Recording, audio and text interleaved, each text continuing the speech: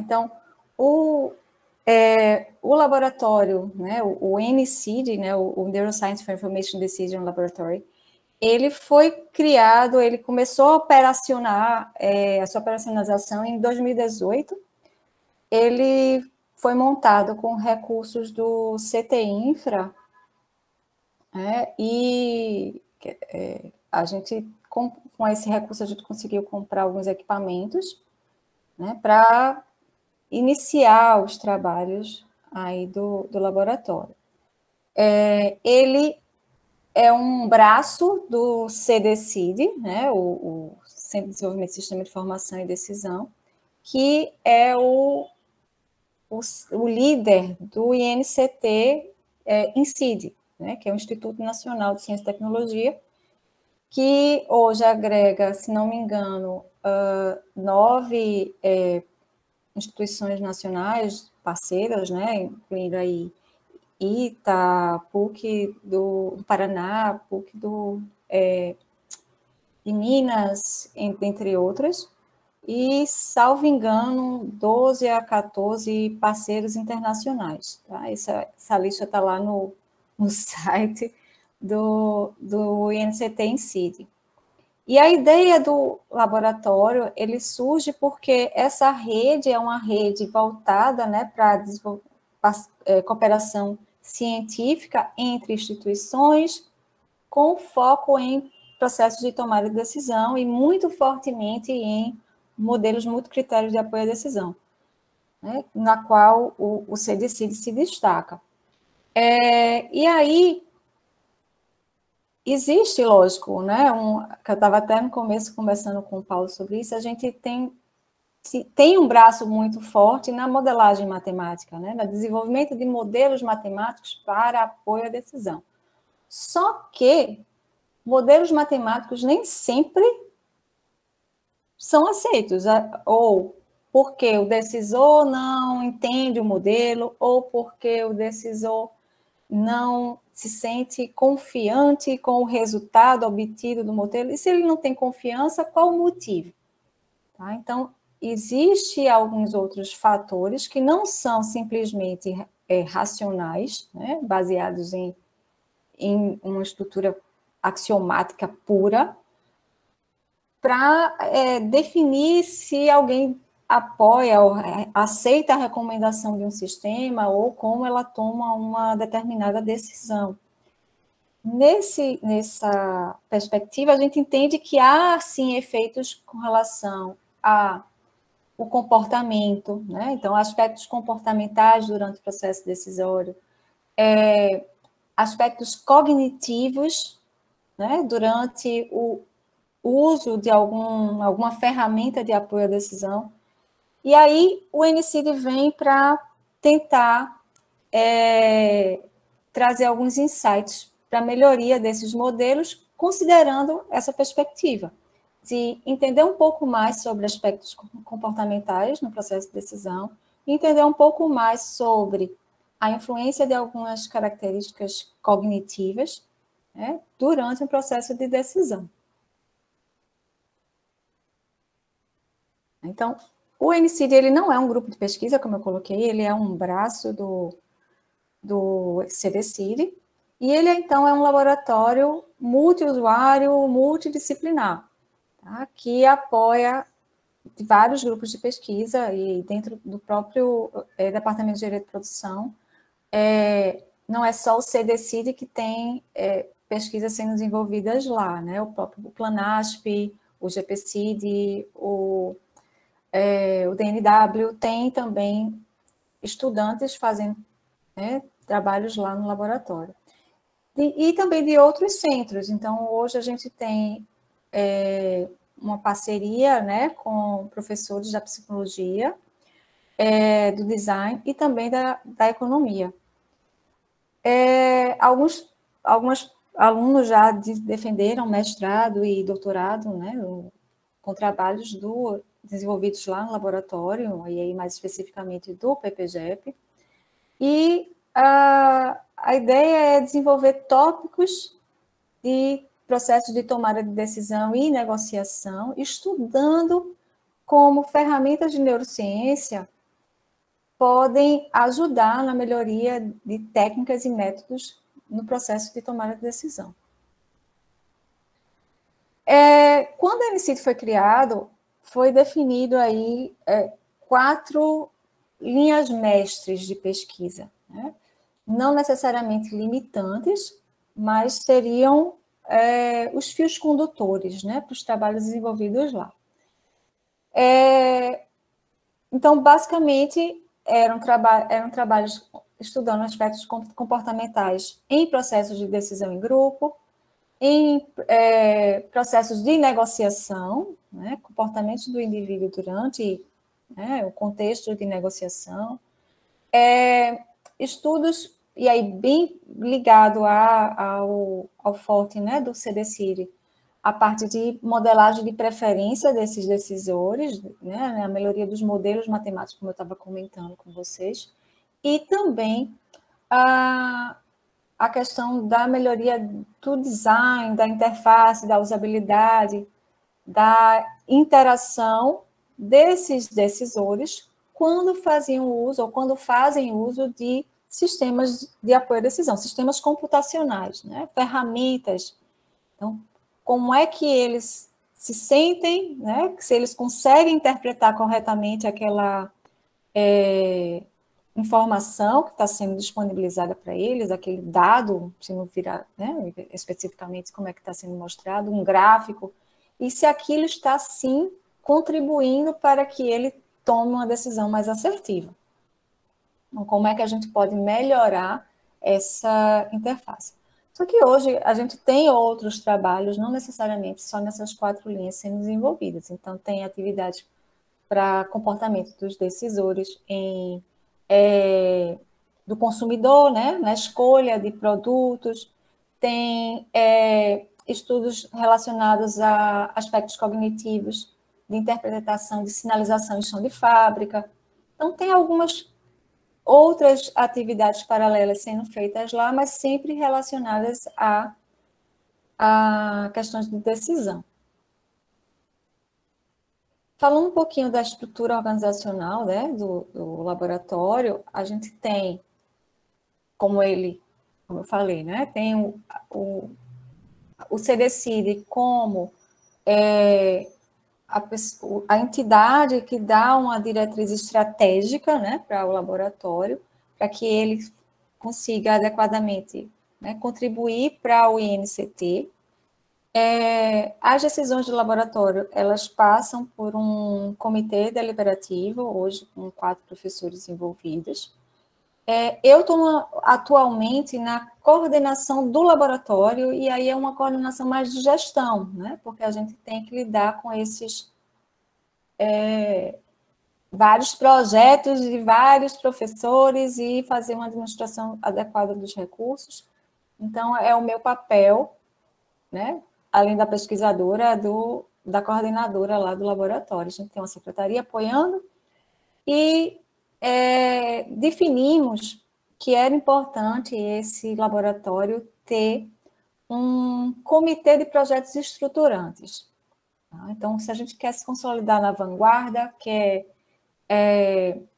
ser um laboratório inovador, a gente precisa pensar de forma organizada e estratégica, né? Então, definimos aí um comitê, que a gente chamou de Comitê de Gestão Estruturante, e aí esse comitê discute aspectos de melhoria operacional, né, da troca, né, de experiências ou de conhecimento, né, entre os parceiros, como é que a gente pode melhorar a questão dos nossos recursos humanos, né, do processo de aprendizado dos alunos que estão lá no laboratório, da gestão da informação, gestão do conhecimento, né, como é que a gente pega um aluno que está mais antigo e ele pode atuar, né, capacitando os que estão entrando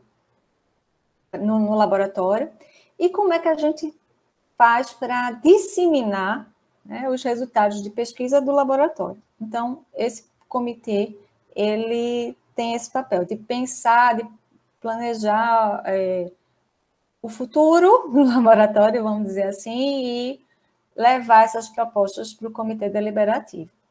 Tá? A gente tem uma estrutura, como vocês estão vendo aí, ela é um pouco matricial, porque cada professor, né, ele é responsável pelo seu projeto de pesquisa e ele é responsável por interagir com seus alunos, né, seja seus alunos de graduação, iniciação científica, ou mesmo um pós-doc. Então, cabe a esses professores a coordenação desses projetos especificamente, né, que vão estar alocados em uma daquelas linhas de pesquisa que eu mostrei a vocês, mas a gente já está colocando novas variáveis aqui. E também a gente já montou a possibilidade de ter um NCID portátil, vamos dizer assim. Então, hoje a gente tem algumas salas de coleta montadas, mas nós já definimos estruturas que a gente pode levar para outros locais. Então, fizemos recentemente não, antes da pandemia, né? Porque agora o tempo parou um pouquinho. Mas antes da pandemia, nós fizemos uma coleta, né, de dados e interação com o pessoal de administração. Então, montamos um pequeno núcleo lá dos equipamentos do NCID, lá em administração para coleta. Né? Então, a gente tem já uma forma também de gestão dessa mobilidade para o laboratório. Onde é que nós estamos? Estamos lá no 5º andar do bloco administrativo, onde era o departamento de engenharia de produção, né, onde ficávamos todos os professores, e tinha a pós-graduação lá. Então, atualmente a gente ocupa esse espaço foi aprovado uma visita técnica da FINEP, né, porque precisaria ter, né, as condições e atender às recomendações, às restrições, às exigências. Então, esse espaço ele foi aprovado pela FINEP, e a gente tem uma distribuição de espaço que a gente tenta, né, atender tanto aos nossos, vamos chamar assim, nossos visitantes, que são os participantes dos experimentos, como aos alunos que precisam ter um espaço adequado para condução das suas pesquisas. Então, a gente tem hoje 4 salas de coleta, então são salas menores, né? E a gente monta a configuração da sala em função do projeto que vai ser desenvolvido e da proposta, né, do experimento. A gente tem também a gente chama de Decision Conference Room, são 2 salas maiores para atividades de grupo, né, de decisão em grupo, de negociação, de estruturação de problemas que precisa envolver, né, equipes, e são salas também flexíveis, a gente tem monitores grandes lá, de 80 polegadas, são bem grandes, e que a gente pode simular, por exemplo, negociação à distância, a gente pode simular atividades em grupo à distância, e também localmente com arranjos diferentes lá no layout dessas salas. São cerca de 5 salas de estudo que os alunos estão alocados.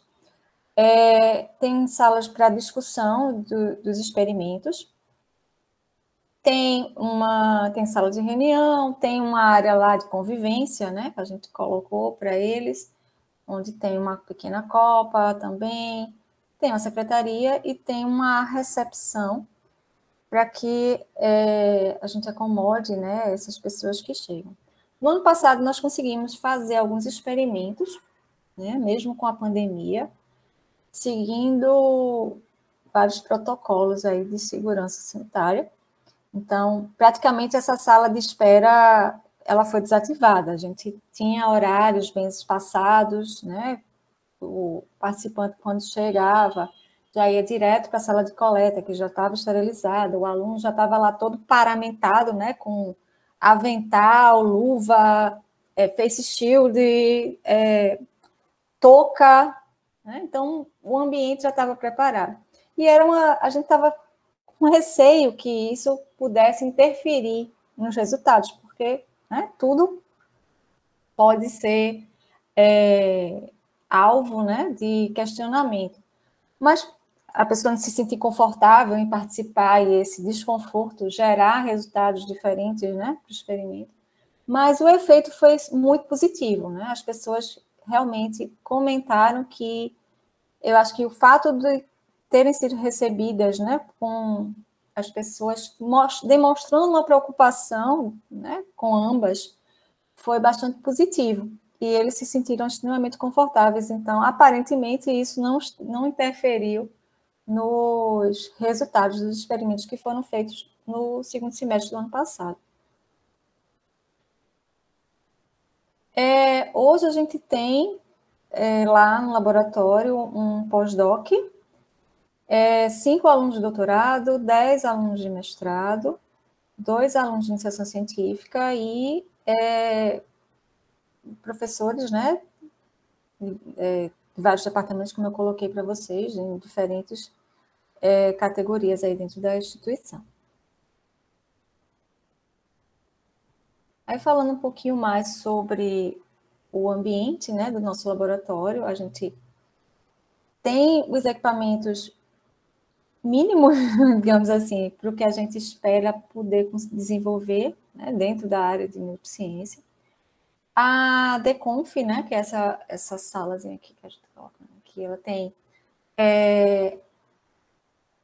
essas mesas que a gente altera a configuração de grupo para que eles possam desenvolver, né, ou a negociação, ou experimentos face a face, ou com características, né, locais, presenciais, ou com características remotas. Então, essa flexibilidade para estudos comportamentais é bem interessante. Existe um projeto, né, que a gente já tem aprovado para estender essas salas com câmeras para que a gente possa usar outras ferramentas, não só, né, que a gente tem hoje, que precisa ter realmente um contato ou visual ou inserir um equipamento, mas a gente poder ter algumas outras ferramentas que possam ajudar a avaliar aspectos de comportamento sem necessariamente ter que estar associado a algum contato físico com algum dispositivo. Tá? Mas isso aí é um projeto futuro. Bom, o que é que a gente tem hoje em termos de equipamentos no laboratório? A gente tem alguns eletroencefalogramas, né? O EPOC da Emotive, acho que são quatro equipamentos que a gente tem desse. Tem 2 eye trackings de mesa, que é esse Tobii X120, que é essa figurinha aqui mais baixa, né? E tem alguns óculos, né? Também são rastreadores oculares, e a vantagem do óculos é que ele atende a uma outra demanda, que é justamente a de não precisar estar sentado na frente de um monitor para a gente poder coletar, né, esses dados de variação de pupila ou de realmente dilatação de pupila, de rastreamento, né, da pupila, rastreamento ocular. Então, o óculos, ele traz esse benefício. A gente pode sair do laboratório andando, né? Então, fizemos alguns experimentos nesse sentido, de usar o óculos para verificar se o participante ele conseguir identificar algum estímulo que a gente colocou. Então, tinha uma placa que eu queria que ele olhasse, né? Então, deixava ele ali no ambiente e esperava que ele olhasse. Se ele olhou, quanto tempo ele olhou, se ele olhou, quantas vezes ele olhou. Então, através de métricas, né, como a gente chama de fixação, sacada, número de visitações dentro de uma área de interesse, a gente consegue ter muitas informações a respeito do comportamento e do entendimento, né, desse participante, ou dessa pessoa. Então, dá para a gente fazer análise com relação, por exemplo, a esforço cognitivo, né? Então, se ele e como aquilo se reflete, né, na interpretação dele sobre o ambiente. A gente, no laboratório, só tem esses equipamentos, então já dá para perceber que, no caso do EEG, o que a gente consegue captar são ondas cerebrais que chegam perto do escalpo, né? A gente não tem, é diferente de uma máquina de ressonância magnética que você consegue pegar informações que estão mais dentro do cérebro. Então, o que a gente consegue captar é sinais que chegam, né, perto da nossa camada do escalpo, nossa camada superficial, com esses equipamentos, e algumas áreas que a gente sabe que tem certas influências. Então, por exemplo, a literatura já diz, e a gente conseguiu comprovar, né, ratificar, que essa área do córtex frontal está muito relacionada à decisão. Então, vamos ver quais são os estímulos, né, que aparecem nessa área, que áreas são essas, se de fato o que a literatura está colocando se encaixa nas nossas vivências. Então, os experimentos estão indo nessa direção, né, como estímulos fisiológicos e eletrofisiológicos estão aparecendo aí para a gente. Alguns softwares que a gente usa para essas análises, aí tem softwares para desenho de experimento, para coleta e tratamento de dados, aí o MATLAB ele aparece como uma ferramenta de análise, porque o EEG Lab ele permite que a gente faça limpezas interessantes e práticas dos dados que a gente coleta do EEG. Né? Então, esses são os que a gente usa mais lá no laboratório. E aí vem a questão que eu estava até comentando com o Paulo no início da aula, né? O laboratório ele acaba sendo algo extremamente diferente, porque nós não somos neurocientistas, nós não nos consideramos neurocientistas, né? Então, não é assim, qual é por que aquele estímulo está aparecendo ali, né? E da onde ele foi gerado. Não é esse o nosso intuito, e também a gente não tem o conhecimento fisiológico, né? Que alguém lá da área de psicologia, ou mesmo da área de medicina, tem.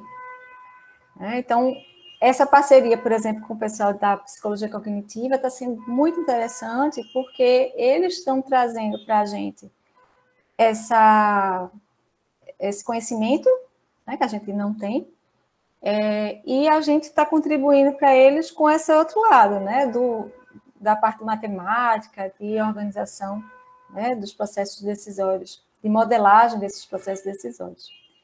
E também nós não somos eu digo assim, trabalhamos com neurodecision, que é uma área muito forte da computação, né, que está muito relacionada com o machine learning, com a inteligência artificial, com as redes neurais, né, e entender como eu posso transpor, né, a forma, né, como o ser humano faz as suas conexões neurais para essas redes artificiais.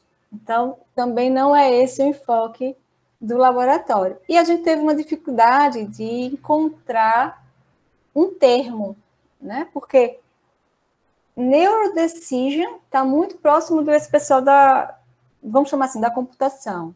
E Cognitive Decision, Neuroscience Decision Making, ou Decision Neuroscience, são termos bastante utilizados pela psicologia.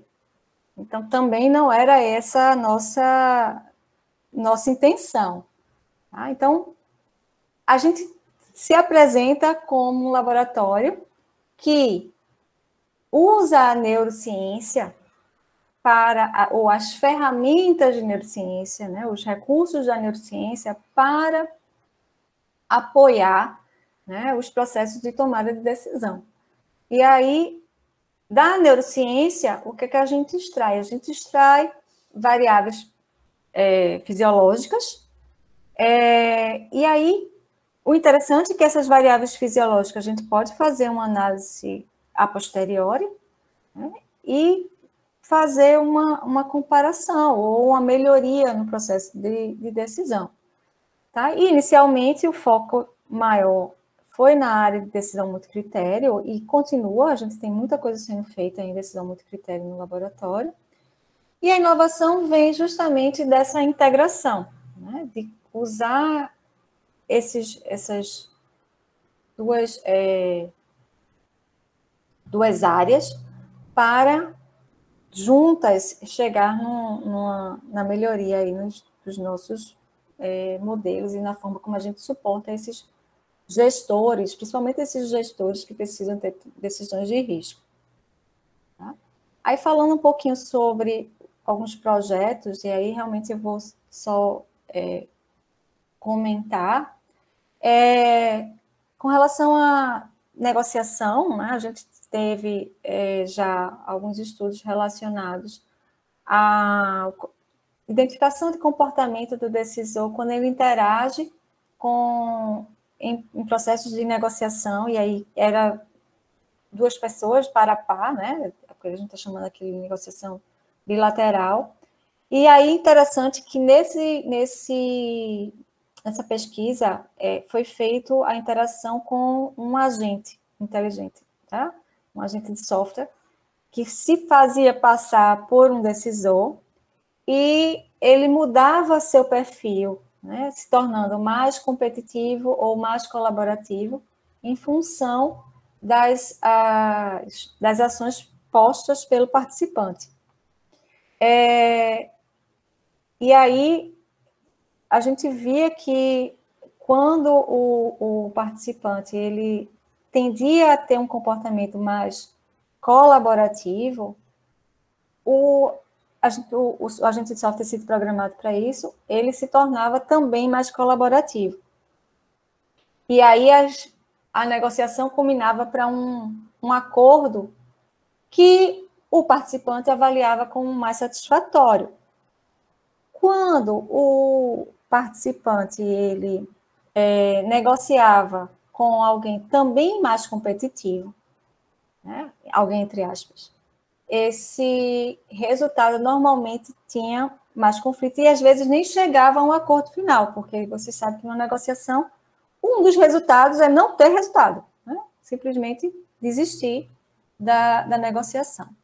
E fizemos também a simulação de ter um agente com um determinado comportamento fixo e o participante ter o seu comportamento diferente. Como é que a gente sabia esse comportamento?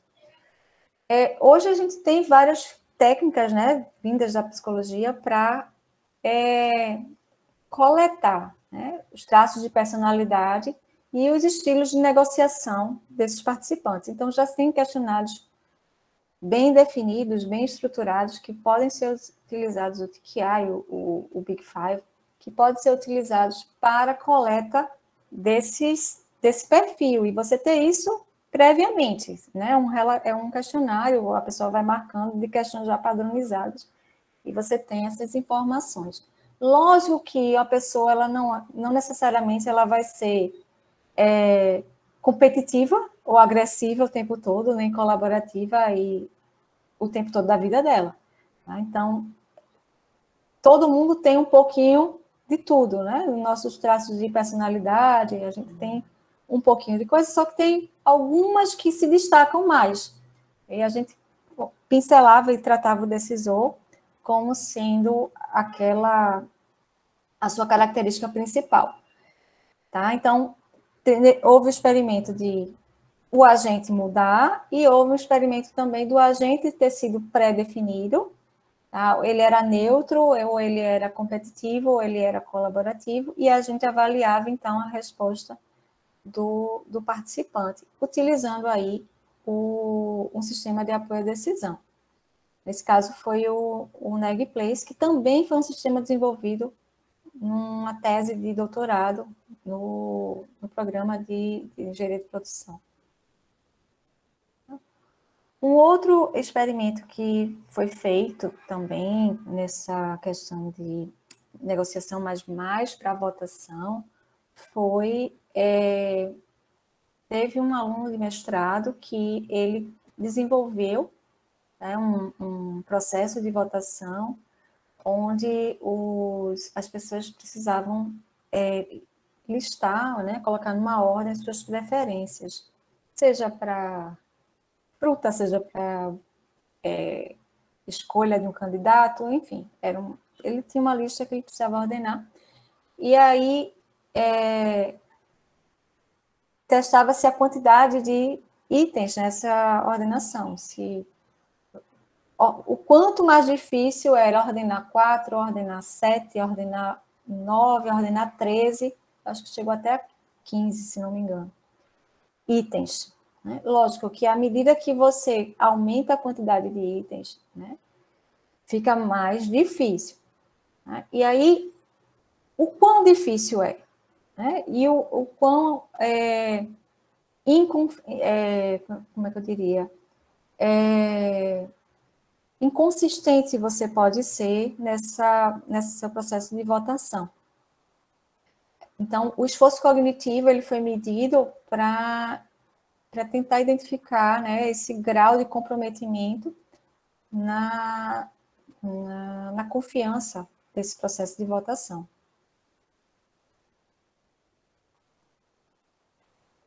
Tem um trabalho também que está em andamento, que avalia o comportamento do decisor diante, né, de um processo de escolha, né, de bens de consumo.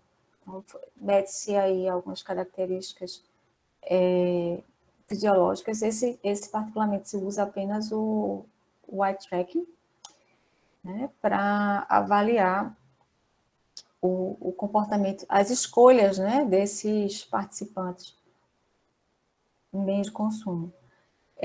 Existe um projeto para usar o óculos, né, de fazer isso fora de um ambiente tão controlado como o laboratório, né, e tentar identificar se há influências aí nessa interpretação dos resultados, né, e o quanto esse ambiente está interferindo. E também há a questão dos estudos com relação à modelagem de preferência, né, e aí mais especificamente e mais fortemente, né, a gente tem feito estudos em cima do método do Fit Trade-off. Tem alguns estudos que foram feitos usando o processo de elicitação, né, de preferência do trade-off, que é um método que exige um esforço cognitivo muito elevado. Então, o índice de inconsistência das respostas, né, do trade-off, segundo a literatura, já é em torno de 40%. Então, é um método que ele é extremamente robusto, mas robusto no sentido de axiomático, mas ele traz muitas inconsistências do decisor. E o que a gente percebe é que essas inconsistências vêm do esforço cognitivo, na interpretação das comparações, né? Porque são loterias que se solicita que o decisor escolha, né? Na realidade, o trade-off ele pede a indiferença, né? Então, Você precisa dizer que você é indiferente a A e B. E assim o modelo vai construindo, fazendo a ordenação ou a escolha. Tá? Então, foi feito alguns experimentos, né, com trade-off especificamente, né, para avaliação de alternativas quantitativas e qualitativas, para identificar esse esforço cognitivo e o quanto isso de fato está interferindo nessas inconsistências, né, de preferência no processo de elicitação de preferência. E mais recentemente, né, já tem alguns trabalhos publicados e alguns prêmios também com o uso do fit trade-off e melhorias no processo do fit trade-off. O fit trade-off é um método, né, que a gente coloca como que se propõe a ser flexível, porque ele não pede a indiferença, então ele trabalha com informações parciais, e agora foi incorporado nele algumas características de avaliação holística. Então, existem duas linhas dentro do ambiente de decisão, né? Uma mais tradicional, principalmente defendida pela escola americana, baseada no trade-off, e que precisa ter, né, esse rigor axiomático, e tem um outro lado que é mais defendido pela escola europeia, onde você não precisa ter sempre uma preferência estrita ou uma indiferença, é possível que haja, né, zonas, vamos chamar de fuzzy, mas zonas de incomparabilidade, e muitas vezes você só precisa fazer uma avaliação, né, holística, né, do ambiente ou uso de recursos gráficos para que você consiga informações minimamente suficientes para que você tome uma decisão, né? Você se sinta confiante nesse processo decisório. Então, o fit trade-off, ele recentemente sofreu um ajuste, né, uma melhoria para incorporar dentro da fase de licitação a possibilidade do decisor seguir o modelo tradicional e tentar encontrar novos insights usando ferramentas holísticas. E aí, como as ferramentas holísticas são muitas vezes baseadas em gráficos, em interpretação desses gráficos, a gente está fazendo vários experimentos analisando esse impacto, tá? Então, que vai desde o próprio uso, né, desses dois, digamos assim, essas duas metodologias que aparecem agrupadas, entre aspas, como recursos no fit trade-off, como a própria interface. Tá? Então, dentro daquelas 4 linhas de pesquisa, tinha lá a de melhoria, né, da usabilidade dos sistemas, melhoria das interfaces. Então, existe um grupo também que está trabalhando na melhoria dessas interfaces da usabilidade do próprio fit trade-off, né? E aí vai como é que o usuário interpreta os gráficos, como é que ele interpreta as perguntas, vai quanto tempo ele fixa, né, em determinadas áreas de interesse, né? Porque a fixação pode significar atenção, mas pode significar uma dificuldade de aprendizado, uma dificuldade de entendimento. Então, é isso que a gente está... tem um grupo também focado em estudar essas melhorias, que também foi feito para o sistema de negociação, né? O NegPlace também passou por um estudo de interface. Tá? No caso do NegPlace, que eu estava comentando, de negociação, qual foi o que é que motivou? Ele foi um dos primeiros experimentos feitos no laboratório.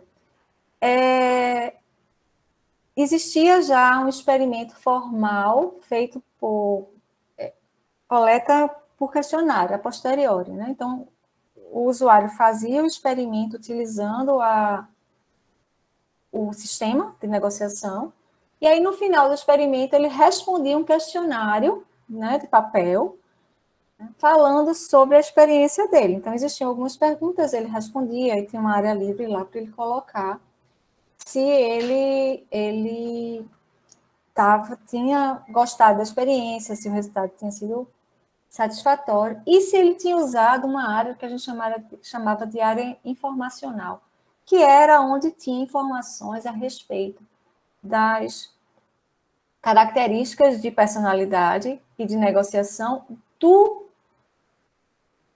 outro lado, né? do outro negociador. Então, a hipótese é, se você conhece melhor, né, o seu oponente, você estará mais preparado para chegar num acordo mais adequado, né, melhor para você. Então, essa área estava disponível e sempre se perguntava, né, se o negociador tinha acessado essa área, se sim ou se não, e se as informações dessa área tinham sido úteis para chegar no resultado daquela negociação. No questionário, as respostas sempre foram positivas, né? Olha, eu usei realmente. Quando eu usei, quem disse que tinha usado, disse que o resultado tinha sido mais satisfatório. Só que o questionário, será que foi mesmo? Será que eles acessaram? Né? A gente não tinha como ter essa confirmação. A gente tinha que aceitar, como muitos estudos da psicologia ainda se baseiam, uma resposta posteriori dada de forma racional. A pessoa está pensando o que é que ela está respondendo ali. Então, foi montado, foi um dos primeiros experimentos, replicamos o experimento que tinha sido feito anteriormente, mas cuja coleta tinha sido por papel, para fazer, utilizando o eye tracking, especificamente, e colocando o negociador lá no laboratório, né, com o eye tracking apontando para ele e ele participando do processo de negociação. Então, a gente, nesse caso, gravava, né, a movimentação da tela, se ele tinha acessado efetivamente a tela, que áreas daquela tela informacional tinham chamado a atenção dele, porque ali tinha 2 tipos de gráfico, tinha um gráfico radar, tinha um gráfico em barras, tinha informações de texto sobre o outro adversário, eu vou chamar de adversário, mas é o outro negociador, o que é que ele tinha lido, onde ele tinha olhado, onde ele tinha fixado mais a atenção dele, e comparamos depois isso com um questionário, porque aí ele respondeu o mesmo questionário. Né? Só que aí a gente fez o questionário, não mais no papel, ele também respondia o questionário no computador. E foi interessante porque a gente conseguiu, nesse segundo experimento, confirmar que aquelas pessoas que gastaram, entre aspas, mais tempo, né, analisando a área informacional, avaliaram mais positivamente a experiência da negociação.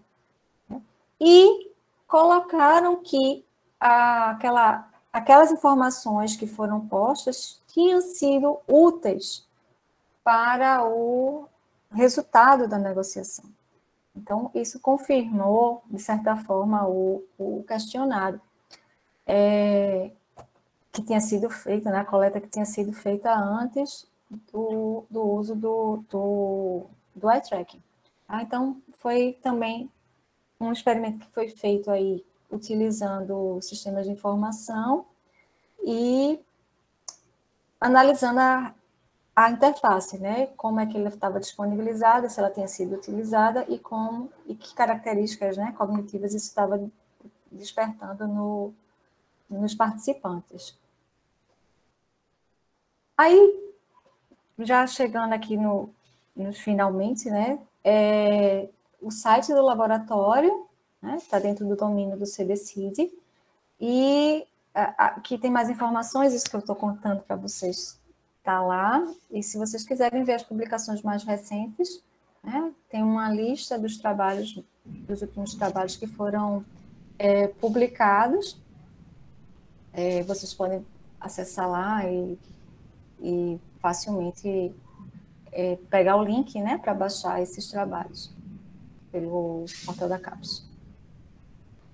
E a gente tem algumas ações, né, em algumas sociedades já, mais fortemente aqui no GDN, que é Decisão em Grupo e Negociação, na Neuroeconomics, porque a Neuroeconomics tem um viés, né, que analisa teoria da decisão.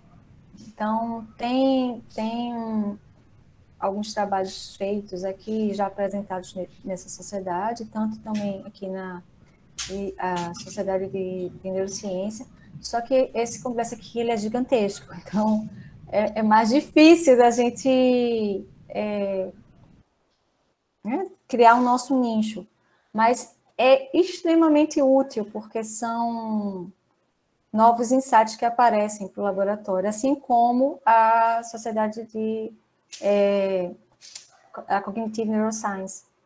Aqui é muito forte o pessoal de psicologia, né, trabalhando, de medicina, e é interessante ver como eles têm evoluído na questão de memória, né, de atenção,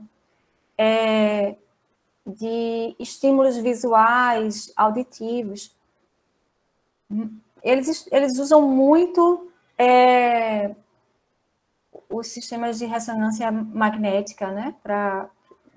Tem muito trabalho de ressonância magnética aqui nessa sociedade, tá? A Sociedade de Sistema de Informação, né? E aqui é de psicologia que também faz algumas coisas com relação à análise econômica. Pronto, eu acho que era isso que eu tinha para comentar e fico à disposição de vocês. Ótimo, muito bom. Bem didática, bem estruturado o laboratório. Tá de parabéns, viu? Obrigada, Paulo. Olha, como é que é o funil de projetos para entrar lá? Meu interesse. Como é que é o funil? Vocês só submetem oportunidades aí dentro mesmo do departamento ou tem uma chamada externa? Não tem uma chamada, não. A gente se reúne, né, discute o projeto, se ele tiver afinidade com o laboratório, Massa. Não tem problema, não. Massa.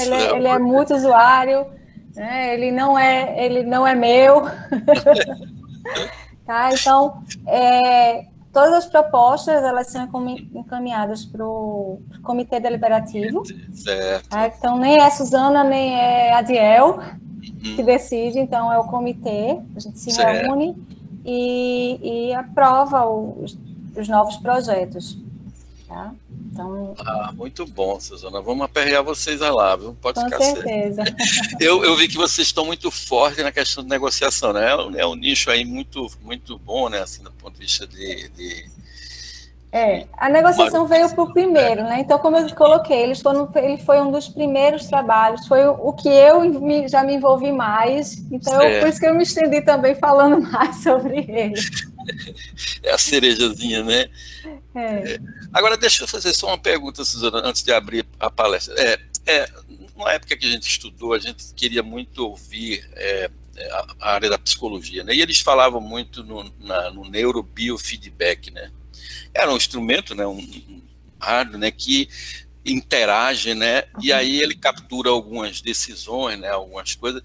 E aí, por que eu estou falando nisso? Porque quando eu trabalhava, né, a coisa mais difícil que eu tinha era dar um feedback ao meu subordinado, né, porque piorava a situação, né, o cara errava e eu chamava ele e lia várias teorias de feedback, mas quando eu chegava a dizer que o cara tinha errado, era uma confusão, né? Piorava o desempenho, criava um mal-estar danado. Aí eu digo, nossa senhora, não pode, né? Então, assim, vocês têm dentro do laboratório você acha que psicologia parece que tem o neurobiofeedback? Eu não sei se você tem essa informação. Não tenho essa informação para lhe dar. Tem alguns trabalhos, tem uma outra sociedade que eu não coloquei aí nos slides, mas é o SMC, do I3E. Dentro do SNC, existe um grupo, né, que trabalha com, principalmente, interface homem-máquina, né, na verdade, a interface cérebro-máquina. Okay. E tem um grupo também que trabalha com... agora me falha o nome, mas é assim, é o retorno, é o estímulo de feedback. Acho que daqui a pouco chega o nome. E aí eles fazem vários experimentos nesse sentido de realimentação, né, de retorno da alimentação para o cérebro ou para algum... Né, o comando do cérebro mexendo na máquina, o comando do cérebro mexendo no braço. Né? E o que eles comentavam é o seguinte, esse grupo que faz o feedback. Então, o cérebro mandou um comando para o teu pé. Como é que ele sabe que chegou? É porque volta, né? Volta um comando lá que vem da pressão que você colocou ao andar, essa informação volta e teu cérebro percebe que houve uma ação. Então, esse grupo, ele estuda isso. Então, a gente não lá no laboratório, ainda não, eu também não sei se há perspectivas para isso. Mas existem grupos que trabalham nessa questão da volta. Agora,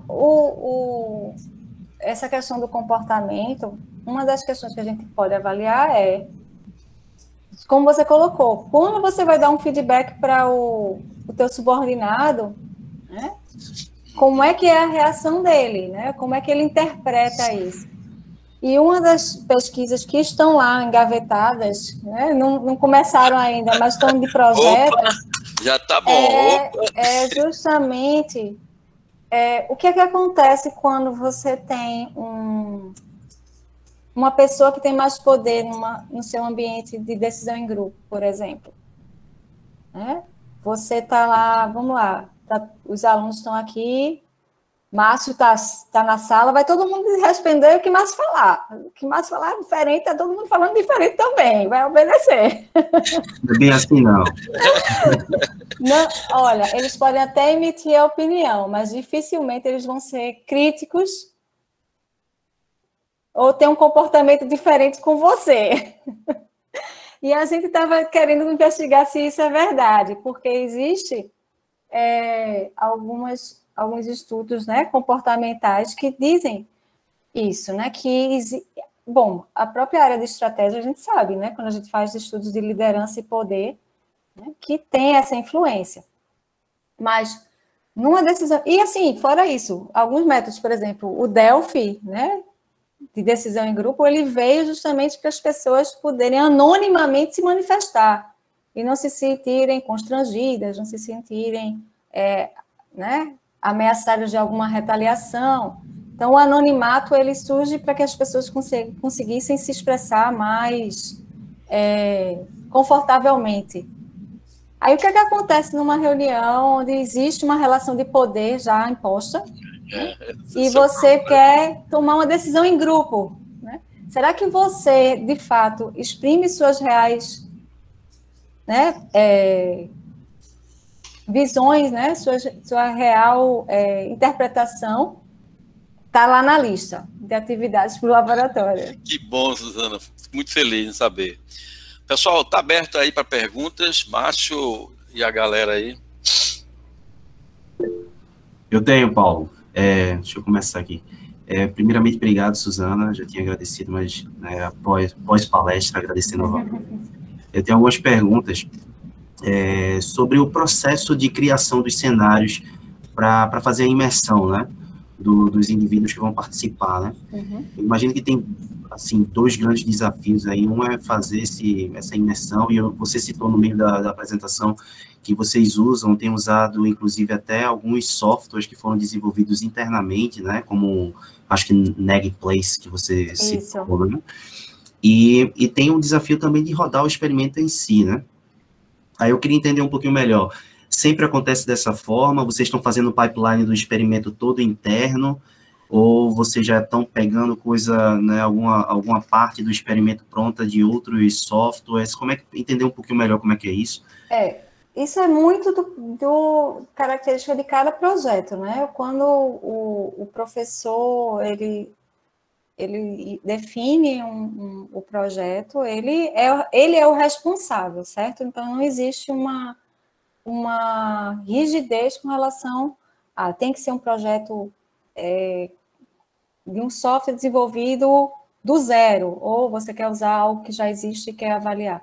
Não, isso aí é o projeto de pesquisa do professor com sua equipe, e a gente não, eu, enquanto coordenação ou outro grupo, a gente não interfere, né, nesse sentido. Existe, sim, alguns projetos, e aí acaba sendo a maioria, realmente, a gente está analisando. O FreeTrade-off é um software interno, né? Um software que foi desenvolvido pelo departamento, o NECPES também. Mas o trade-off não.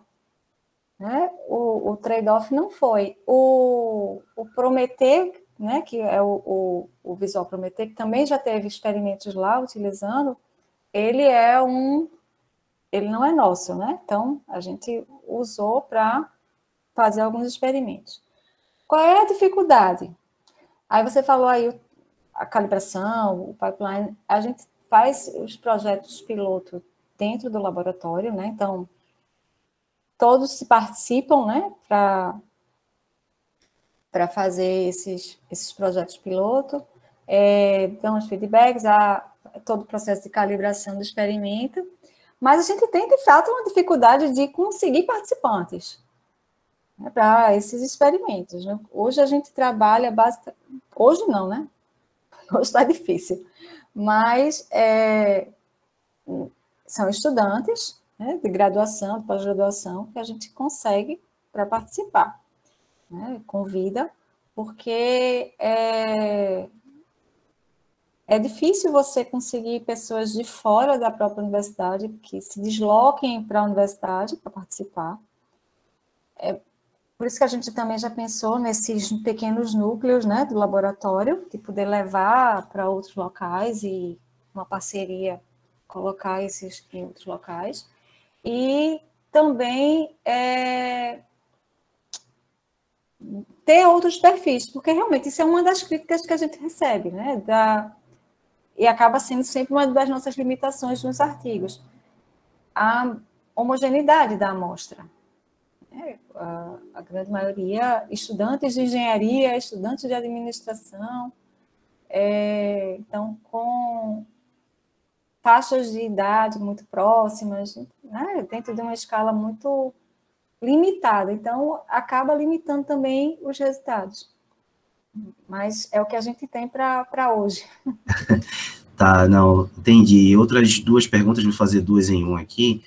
A primeira é sobre comitê de ética, né? Todos esses projetos, eles estão aprovados dentro de um grande projeto guarda-chuva, ou cada projetinho precisa de a sua aprovação específica? E a segunda é sobre privação de sono. Vocês já fizeram algum experimento, ou tem aí no roadmap, como privação de sono pode interferir nesse processo decisório? Obrigado de novo, viu? Nada. Então, cada professor, para poder começar a fazer o experimento lá, precisa já ter o projeto aprovado no comitê de ética. Tá? Então, se o professor ele aprovou um projeto guarda-chuva para ele ali ele pode criar subprojetos sem problema algum, dentro do que foi aprovado no comitê de ética. Mas ele só pode... Não existe um projeto do NCID, entendeu? Pronto, a gente quer fazer algum projeto nosso, em parceria. Então, o primeiro passo é, de fato, encaminhar o projeto para o comitê de ética. Tá? Isso não impede que a gente comece a fazer aquela primeira parte, né, de revisão da literatura, né, de estruturação, de pensar no problema, de estruturação, mas o procedimento de coleta mesmo, a gente só pode começar depois que está tudo aprovado. Tá? E a gente também guarda, a gente tem um procedimento de registro, a gente guarda todos os dados, né? Fica lá em um envelopezinho lacrado, com todas as informações do projeto. Então, os dados que foram coletados, os dados tratados, né? Então, o professor e o estudante, eles têm a cópia, mas a gente, do laboratório, a gente guarda, porque na eventualidade a gente precisa prestar conta disso, né? Todos os termos de acordo, os termos de consentimento ficam retidos no laboratório, nesse arquivozinho final, então fica tudo arquivado lá, a gente guarda isso. E a tua outra pergunta foi com relação, desculpa, foi com relação privação de sono. Pronto. Eu lembro do experimento que você fez, né? Isso foi um trabalho de TCC, eu acho. Foi, na verdade, a gente usou na tese do Caio, que defendeu o ano passado, em alguns dos experimentos que a gente usou, a gente fazia uma comparação, né, para perceber o impacto dessa privação no tempo de reação, né? Mas, na verdade, a gente não rodou o experimento, né? A gente utilizou dados que estavam disponíveis na literatura de um grande estudo que foi feito na Universidade de Liège, mas a gente não usou, né? A gente apenas desenvolveu a metodologia de tratamento dos dados, né? Isso. É algo que cabe muito bem lá, cabe muito bem no laboratório. A gente não fez nada com privação de sono, pelo contrário. É um dos requisitos para que o participante até agora tenha participado do experimento, né? É uma das questões lá do checklist, se ele dormiu. Entendi. O desafio, o desafio é o contrário aí, né? Então é interessante fazer também a análise da privação de sono, né? A gente faz tem um procedimento antes, né, de pré-experimento, de orientação e de checagem. Então, a gente diz, olha, você não pode tomar um café, né? Você precisa dormir, um horário bem específico é que você come para poder participar, e a gente tenta, né, criar esse ambiente o mais controlado possível. Mulheres não venham com rímel, né? Lavar o cabelo e não botar creme. Então, tem várias coisas que a gente coloca para poder não dificultar o processo de coleta. E um dos itens é que a gente pede que a pessoa tenha tido uma boa noite de sono, Márcio. Então, está aí na lista de possibilidades. Sim, sim. Obrigado, Suzana. Eu acho que tem outras pessoas aí na prova. Leandro levantou a mão aí. Eu vou fazer uma pergunta aqui.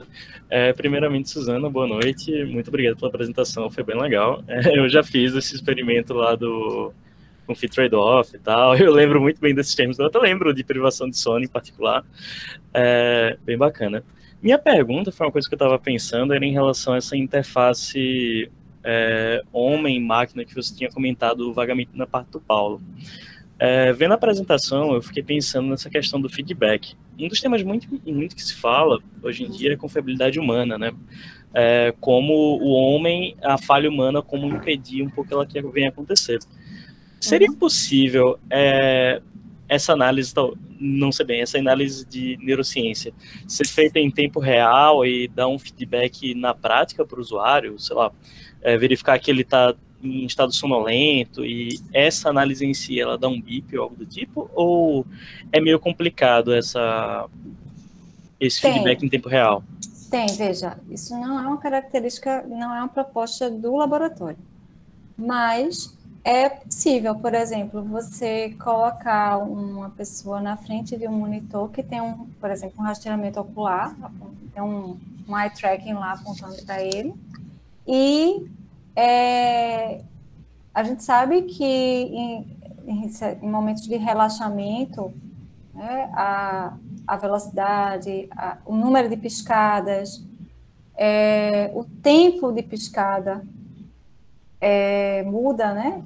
E também a pupila, né? Quando você está mais relaxado ou mais atento, o diâmetro da tua pupila muda. Então, é possível, sim, você criar um ambiente onde você pode gerar um alarme se algum desses parâmetros sair, né, da especificação. Bacana. Mas isso a gente não é o foco. Agora, o pessoal do I3E, que eu falei para vocês, do SMC, eles trabalham com isso. Então, pode entrar lá no System Man and Cybernetics, que é essa sociedade, e eles têm um grupo, né? Eu até faço parte do comitê, que faz essa parte de Brain-Machine Interface, e que tem esses estudos. Eles também trabalham com, por exemplo, pessoas que têm deficiência, algum tipo de deficiência, seja motora, seja cognitiva, seja psíquica, enfim. E como eles conseguem interagir, né, com dispositivos, né, do nosso dia a dia, e isso melhorar a qualidade de vida dessas pessoas.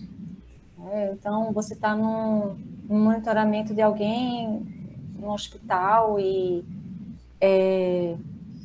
a partir dessas informações do cérebro, né, você conseguir ter reações mais rápidas para o tratamento ou a condição do paciente. Então, eles fazem estudos também nessa linha, mas não é o foco do NCID, não.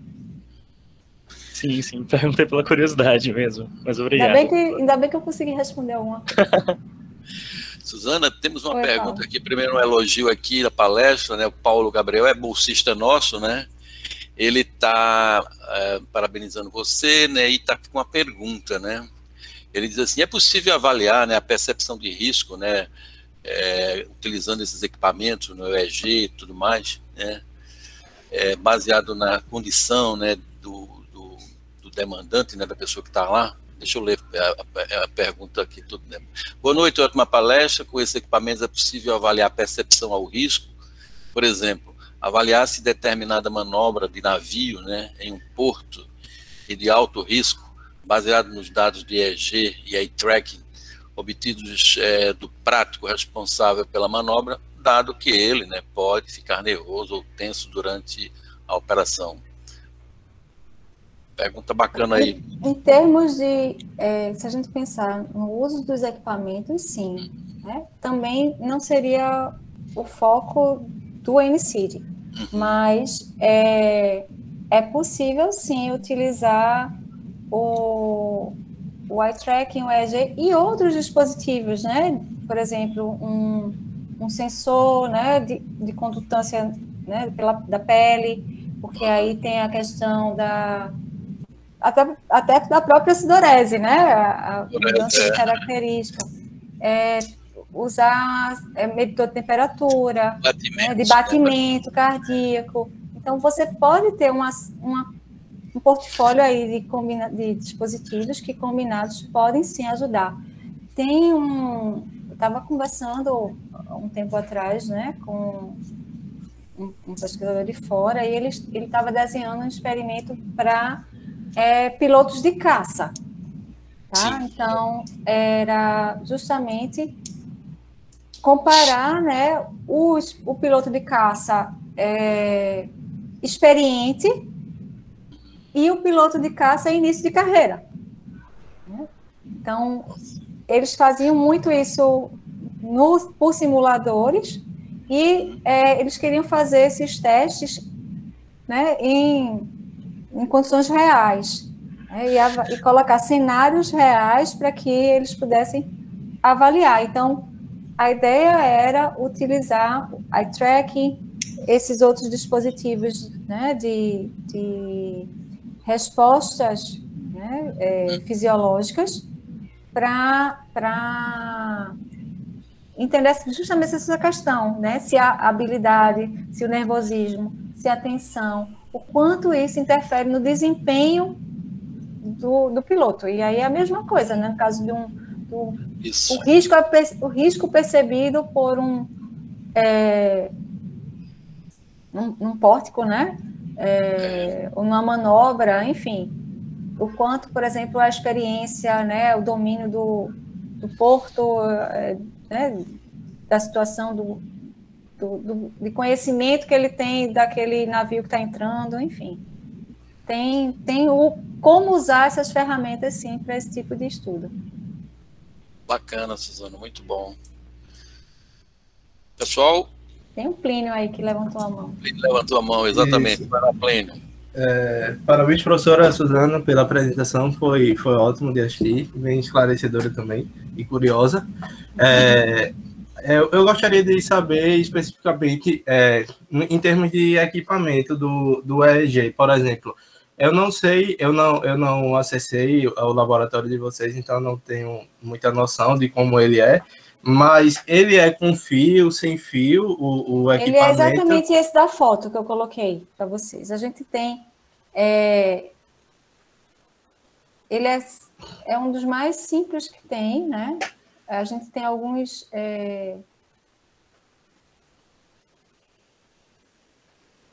E uma pergunta complementar. Isso. Aí, no caso, ele é sem fio, não dá para... Não, ele é sem fio. É sem fio, né? Legal. Aí, uma pergunta complementar seria se, por exemplo, ele é utilizado em laboratório, em um ambiente controlado, logicamente, então não há tantas interferências, mas se a senhora sabe dizer se, por exemplo, ele ser usado em outro tipo de ambiente poderia... atrapalhar, trazer algum ruído, alguma informação diferente. Ele tem muita interferência. Ele tem muita interferência. Porque o EEG é um dispositivo que ele capta sinais elétricos. Tá? Então, são os estímulos elétricos que aparecem e aí são capturados aí por esses eletrodos. Então, a própria rede elétrica é um ruído. Tá? Então... tem um experimento que a gente não tem, que é eliminar a frequência de 60 Hz no laboratório. Outro é que o EEG, por ele ter muita sensibilidade a essas perturbações, se a pessoa ri, fala, pisca, gera ruído. E aí não é uma característica desse equipamento só. Né? Qualquer EEG vai ser assim. Tá? Então, quando a gente usa um EEG, a gente necessariamente precisa que esse participante fique quieto, para não atrapalhar e não gerar tanto ruído na captura dos sinais. Tá? E aí, ruído significa perda de dados. Então, uma das coisas que a gente faz logo no início na hora que está montando, né, colocando na cabeça do participante, aí coloca lá a tela, né, com os gráficos, faz ria, pisca, mexe a cabeça. Aí ele faz tudo isso, né? Quando termina, tá vendo o que você fez? Tá vendo como ficou perturbado? Isso é para você não fazer. Não boa. Aí, porque a gente mostra o que isso traz problemas na coleta. Dá um feedback bom para ele. Né? Aí é 5 minutos que você faz, ria, né? Aí ele vê, eita, que legal, né? Tá balançando, mexendo lá. Mexe a cabeça, né? Fala alguma coisa. Aí tudo isso gera ruído. Então, o EEG não é um equipamento bom para você fazer com movimentação, não. Existem outros, como o NIRS, que ele usa o princípio de ressonância magnética, mas ele é portátil e ele é só nessa região também do escalpo, que ele é menos susceptível, ele não vai sentir, né, porque já que é campo magnético, ele não vai ter tanto ruído, ele não vai ter ruído. A dificuldade aí é depois na análise dos dados, que aí vai ser mais difícil para trabalhar, mas é o trade-off. Se você vai para um ambiente que tem movimentação, não é o EEG que você vai ter que usar, vai ser um outro equipamento.